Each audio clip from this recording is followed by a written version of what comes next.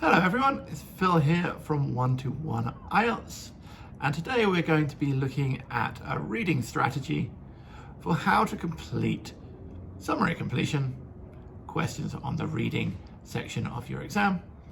This will apply to both the general training and the academic test. In this strategy, we don't have to worry about skimming. A lot of teachers will tell you that you need to skim. We're not going to do that. It's just a complete waste of our time. We have got 4 simple parts to this strategy. It's going to be a really quick way of answering these questions, and it's as effective and efficient as possible. So step 1, we need to read the instructions. You can't get away from this. This is essential. We read the instructions.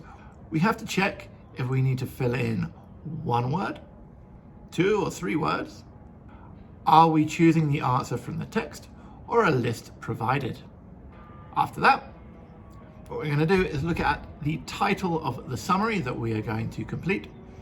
We don't need to read the whole summary or skim it. We're just looking at title to get a general idea of what the summary is about. After that, we move on and we're going to answer question by question. This is going to be the easiest way that you remember the information that you've just read, and therefore it's going to be the quickest way for you to answer this. So we're going to look at the first question, and we are going to try and predict the type of word that we need to find. Is it going to be a noun, a verb, an adjective? So we can look at the grammar that is surrounding it to determine that. If we possibly can, we can try and predict the answer, but we're not going to dwell on this too much. If something comes to mind quickly, great. Otherwise, all we really need to think about is the type of word that we're going to be filling in this gap.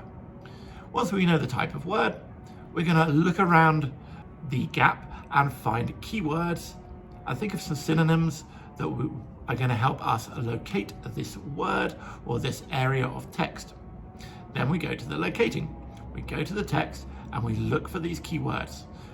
Once we have located the area of text, we go to the beginning of the sentence that we think the answer is in.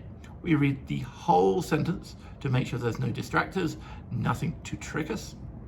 We look for the word type that needs to go into the gap, and then we have our answer. And then the very final part is we're going to double check the grammar.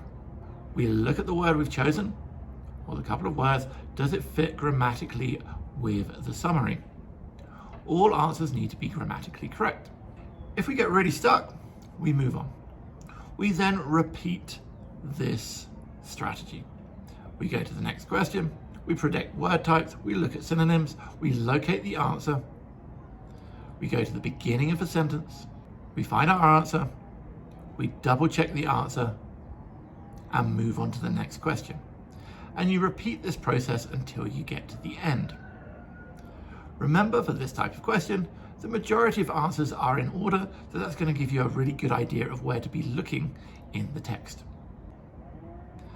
The rest of this video is going to be taken from an excerpt of one of my classes with my students where I've taught them this strategy, and they go through and they answer 6 summary completion questions themselves.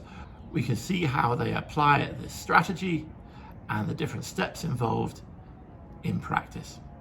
For these summary completion questions, you've got 2 types. One is either you're going to be choosing from a list of words, or the other type is you're going to have to find the words in the text, or the word in the text. So step 1, read the instructions carefully. We've got to decide how many words are you allowed to write. So this is super important. Is it 1 word, 2 words, 3 words? Always follow the instructions. And we've got to decide, do you have a list to choose from, or are you just picking from the text? So these are the instructions to the questions that we're going to look at today. It says, complete the summary below, choose only 1 word from the text for each answer. Write your answers in the boxes 35 to 40 on your answer sheet. So how many words are we writing? Yeah, 1. Can I write 1 word, 1 number? No, 1 word only. So we've got to follow that. And where am I finding these words? Yeah, the text. We're not taking it from a list, we're taking it from the text. Can I come up with a synonym? So if I see a word in the text, can I just use a synonym for this? No, excellent.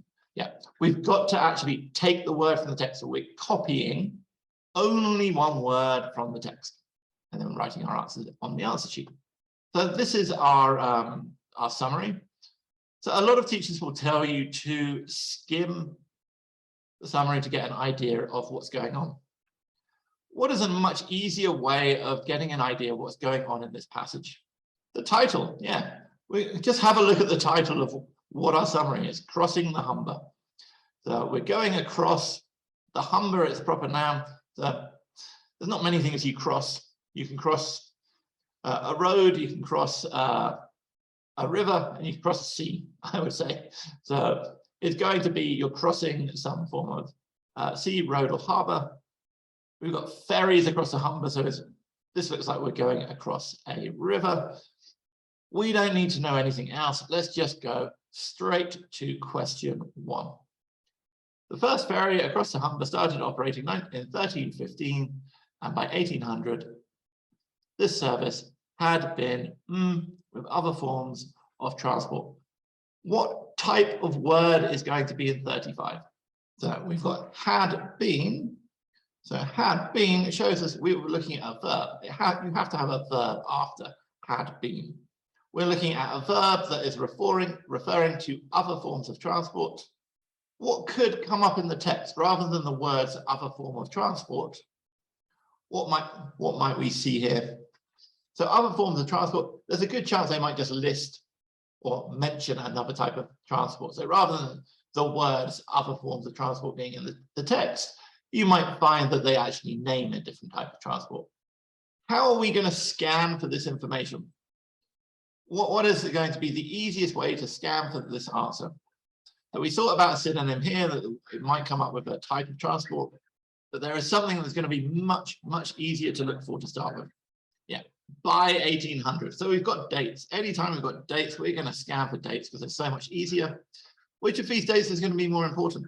The 1315 or the 1800? Yeah, the 1800, because this is the part that is referring to this service. This 1315 is referring to the first ferry. But by 1800, this is where our gap is coming. By 1800, this action, something is happening with other forms of transport. So we're going to look for this date, and we're going to look for other types of transport. Now we're quickly going to have a look at the next question as well. So when we're hunting for this, maybe we see that the second question as well. The mid-19th century saw greater in the provision of services. What type of word is going to be here? Tamara says noun. Why do you think a noun? You're correct. Why do you think it would be a noun? What gives it away? Brilliant, yeah. Greater is an adjective. So the word before the gap is an adjective. Well, we know adjectives describe nouns. Greater is something in the provision of services. So again, we've got a date, mid-19th century. What date is the mid-19th century? Because I think this might trick people at times. Am I talking 1950 or 1850? Mara says 1850, exactly. So somewhere around the middle of the 1800. So although it says the 19th century, the 19th century refers to 1800 to 1899. Don't get tricked and look for 1950. So this is a common mistake and a common distractor that the IELTS will throw at you, that you have a date mid-1900s and a date in the mid-1800s. Mid-19th century means 1850, around there. What can you have in the provision of services? Any guesses at this word? Greater help in the provision of services? Okay, so this is an idea we could have. And these are the two questions we're going to go hunt for now in the text. So we're looking at this service has been something with other forms of transport, 1800, and then something around 1850 or the mid-19th century, and we've got a provision of services. Well, let's go to our text. The rest of it doesn't matter for the time being. Remember, questions are normally in order, so we're going to go to first question first. So I'm going to pass this over to my students. Which paragraph do you think we're looking at? Remember, we're looking for by 1800. That was very quick. Tamara said B. What line of B? 3 and 4. We see this by 1800. When looking for numbers, looking for dates, it really helps us. So we're like, oh, 1315, great. That was, what was it? The first sentence. By 1800, what's happened? So we're looking for verbs. this ferry had become fully integrated into the overland transport system. So we've got transport system, the ferry, what is the verb? Integrated. So remember, we have to take the verb from the text. So we can go back to our text. And let's quickly check. This service had been, with other forms of transport, that have been integrated. So this is a passive voice. We want a past participle. Integrated is a past participle, so it grammatically fits. Great. Integrated. First one. Next one. Mid-19th century. Maitreya, other forms of transport, so we can go back and check this. By 1800, this ferry had become fully integrated with the overland transport system. So the other types of transport are on land. So here is our types of transport. Here is this ferry. And here is the verb. And here is the number that's showing us exactly what we're looking for. So yeah, we know for sure, because there's no other verb here. The only verb in this sentence is integrated. So we know that's fine. Then we were saying we need the next date, mid-19th century. So we're looking at around 1850. Can you see anything which says around 1850? Maitreya says yes. Okay, which paragraph? Same paragraph, okay. Which line? Okay, tomorrow's looking like down at 1851. So yeah, we come down here, again, we're looking, oh, great. That makes our lives easy. What was the question asking again? We've most probably found what we want. The mid-19th century saw greater in the provision of services. So the crossing was considerably shorter than the existing Harlem-Barton service, which closed in 1851, unable to cope with the increased competition from the rival service. So what is increasing? Competition. Excellent. Yeah, this is our noun.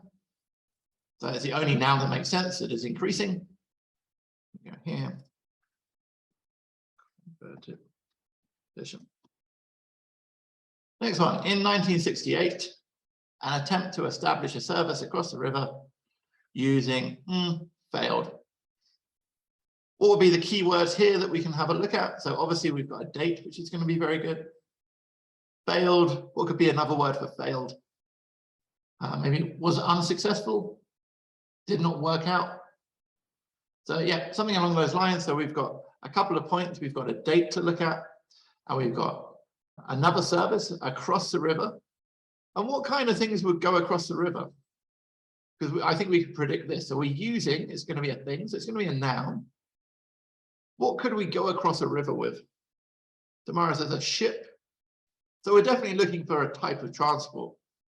So yeah, maybe a ship, but a type of transport is what we're looking for in 1968.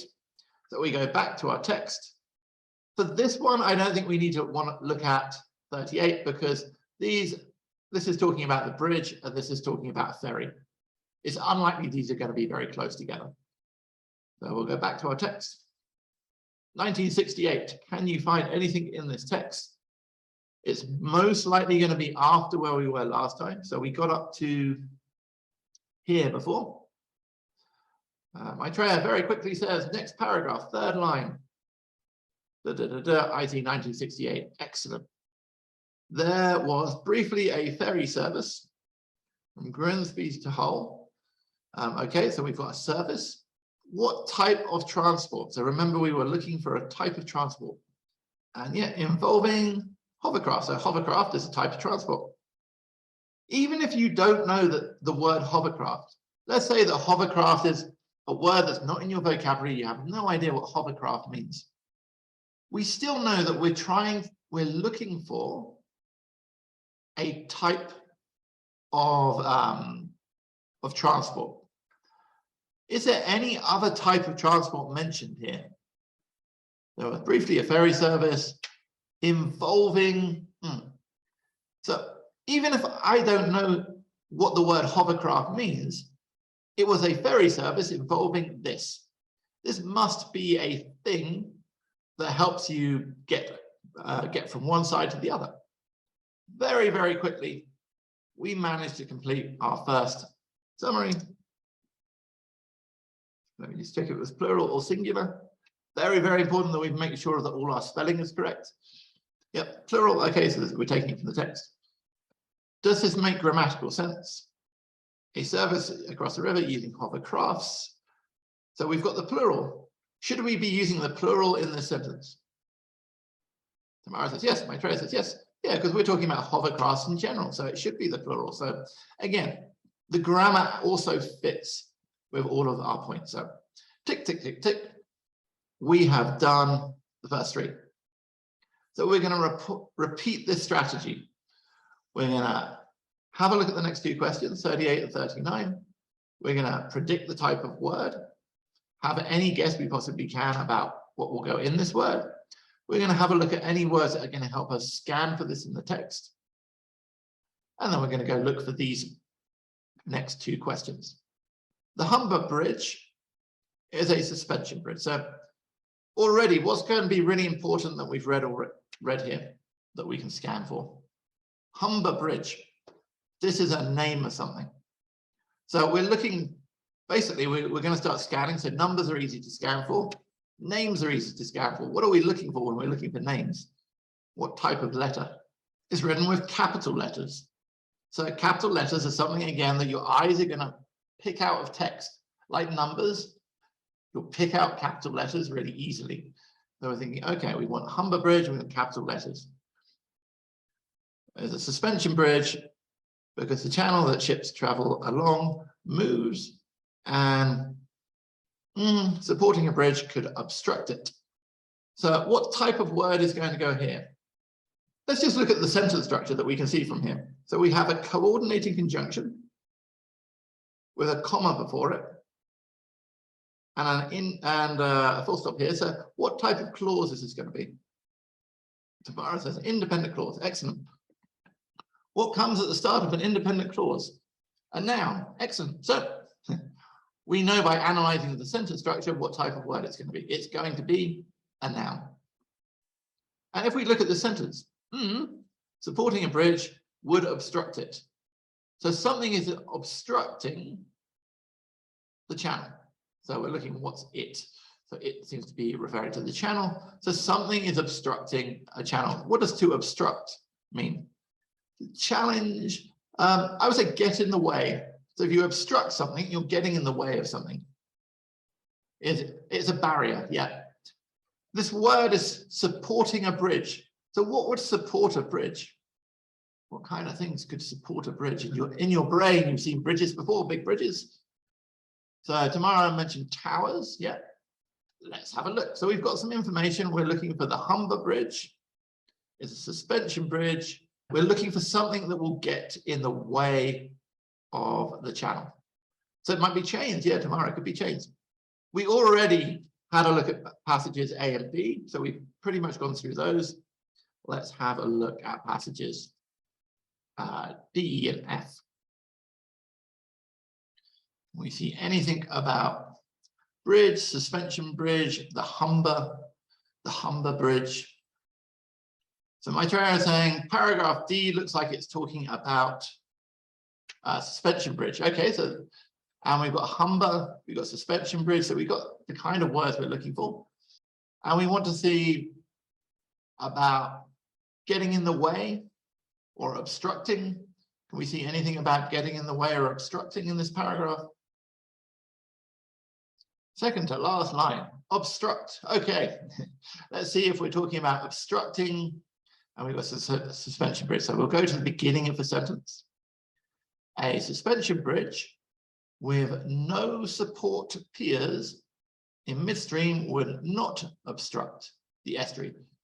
So here we've got not obstruct, but we've also got a negative here. So we've got what we call a double negative. So no support piers do not obstruct. So what would obstruct? Let's take this no away. Support piers would obstruct.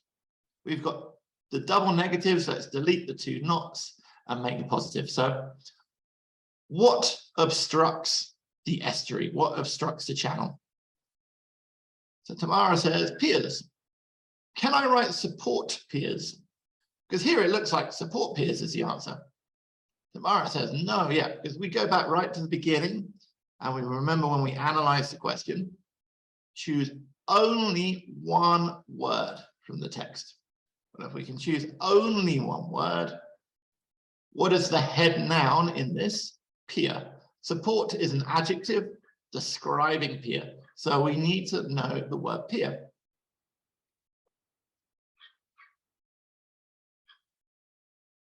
How about 39? A bridge, rather than a was chosen on the grounds of cost. So what type of word are we looking for?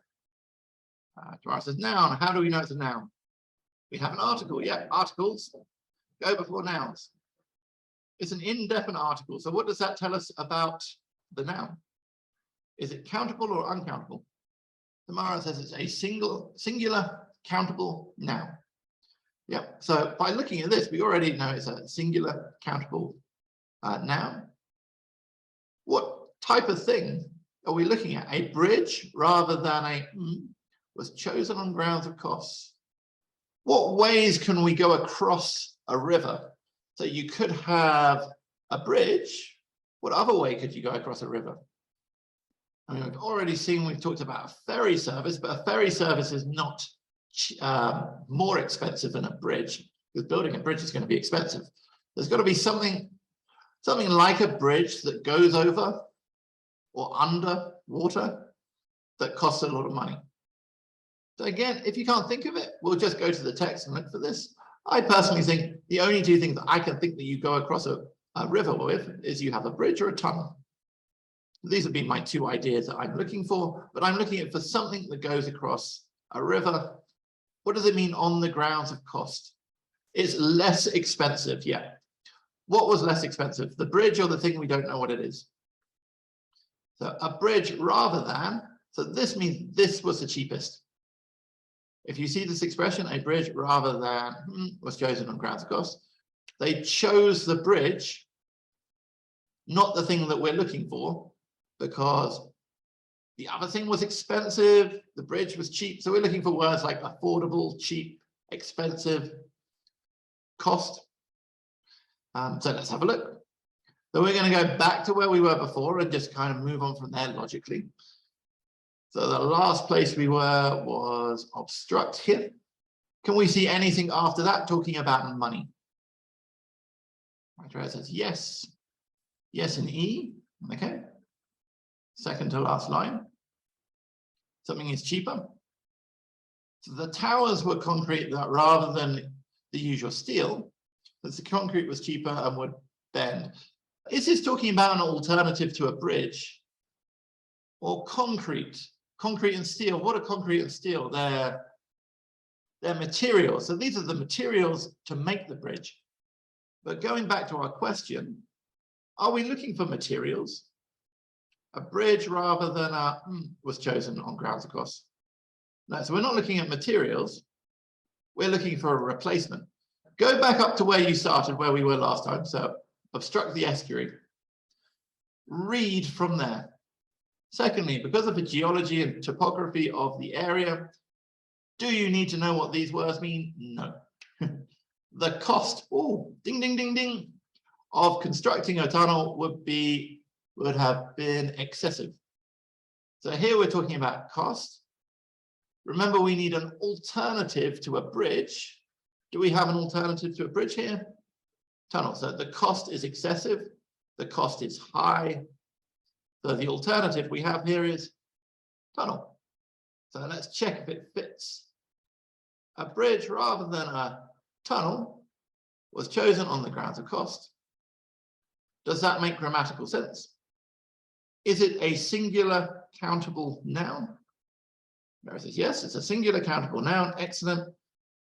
Is it an alternative to a bridge? Yep. Grammatically, it makes sense. Good. And now we're going to see the next one's going to be super easy for us. This was also one reason why was used for the towers. What does this refer to? The bridge was chosen rather than a tunnel because of what? A bridge, rather than a tunnel, was chosen on the grounds of costs. So what was the reason that they chose a bridge? Yeah, it's less costly. This is referring to something being cheaper. So something being cheaper was also one reason why was used for the towers. What type of word are we looking for? Again, we're looking for a noun. Something was used for the towers. Tamara said a material. So we're looking for a material that is cheap, that was used for the towers.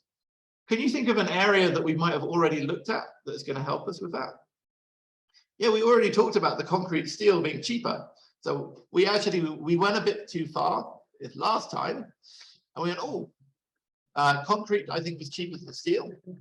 And let's go back. We remember it was in paragraph E. Concrete was cheaper and would bend. Let's go to the beginning of the sentence. We'll read the whole sentence. The towers, oh, key word. The towers were concrete rather than the usual steel. So we're using concrete, not steel. Since or because, so we're giving a reason. Concrete was cheaper and would bend. So we know our answer is concrete. Quickly check. Is it grammatically correct? Concrete. There's no article. Why is there no article? What type of nouns have no article? Uncountable. Are materials normally countable or uncountable? Uncountable. Excellent. So, okay, we've got an uncountable noun. We need an uncountable noun. Excellent. We're double checking on the grammar. And hence we've got the answers to all of our questions. What would we do if we couldn't find an answer? We went through the text and we just can't find an answer. Amara says, move on. Exactly. You guess, you move on. You don't sit there for ages. Don't get stuck. If you can't think of an answer, guess, put a mark next to it so you can come back to it later if you have time. Don't get stuck. Move on. And that is how we accurately answer a summary completion question. Now, the next really important thing is to analyze your mistakes. If you're struggling with some of this, these are going to be the 4 things that you struggle with. Only you know this. No teacher can tell you because only you are going to know this. It's the reason you're finding it difficult to answer these questions, vocabulary. If it is you just don't understand the words, then you know what you need to work on. You need to work on improving your vocabulary. Maybe at the beginning you're getting some questions wrong because let's say you put 2 words. So when we looked at 38 and maybe you wrote this. Supporting peers. And I said, oh no, I got it wrong. Well, why did you get it wrong? Because you didn't read the instructions. Well, that means you need to be making sure that you are reading the instructions and you're checking how many words you're entering. Are you going too fast? Are you just, you said, okay, I've got to do this in 10 minutes and you can't do it. And you're getting everything wrong because you're trying to go too fast. If that's the case, go slowly. Take your time. Once you get your scores going slowly, then start introducing exam conditions. And finally, are you struggling with techniques? Are these techniques difficult for you? If these techniques are difficult, then you need to practice. Again, going slowly, making sure you fully understand the techniques that we've got. Take your time and effort, and you will overcome these key mistakes. Thank you very much to everyone who came along to today's class. Good luck to you in your studies, and I'll catch you next time.